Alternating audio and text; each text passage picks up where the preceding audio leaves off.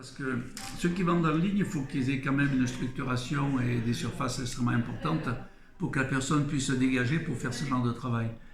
Oui, pour préparer le marché de la truffe ici chez Chibois, eh bien, il a fallu caver depuis lundi.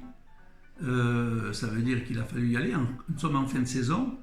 Là où on passe, on peut faire 2-3 kilos. Là, on faisait 1 kilo, 1 kilo et demi. Parce que la production, en fin février, commence à chuter progressivement. Hein. Et le calibre aussi, de moins en moins gros.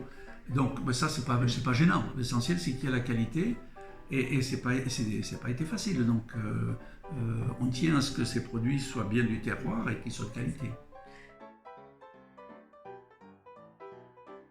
Vous voyez, par exemple, il y a une communication qu'on va faire au niveau du syndicat. Je ne sais pas si vous l'avez vu, depuis 2 jours, ça a fait le buzz. C'est que les chercheurs français, avec les pépiniers Robin, ont mis au point la méthode objective, puisqu'ils ont les résultats de production, de produire le Tuber magnatum pico, qui est la truffe dite blanche d'Albe. Les Italiens se sont battus pendant des années pour le faire, ils n'ont jamais réussi, les Français ont réussi. Et les premières truffes d'Albe cueillies en France ont été faites en Aquitaine, dans des plantations faites avec des plants fabriqués entre l'INRA et la pépinière Robin. INRA et eux, il faut mettre un E à la fin maintenant. Mais voilà, c'est quand même important. Mais alors ça, on communique en permanence et on a un journal qui s'appelle Le Trufficulteur, mais sur le plan national, qui reparle de tout ça. C'est-à-dire que les adhérents du syndicat ont le journal qu'ils reçoivent également. Et ils sont informés de tout ce qui se passe au niveau de la trufficulture française et internationale. Alors on a ce genre de communication.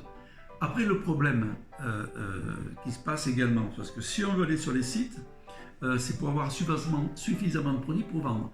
On n'est pas des très gros producteurs.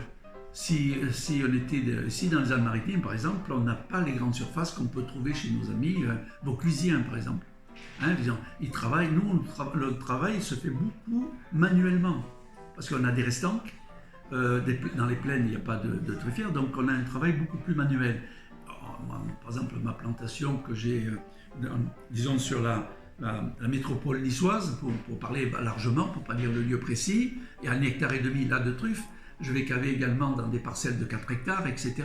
C'est déjà des parcelles convenables, mais contrairement à ce qu'on peut voir ailleurs où il y a 20, 30, 40 hectares, c'est plus difficile, quoi.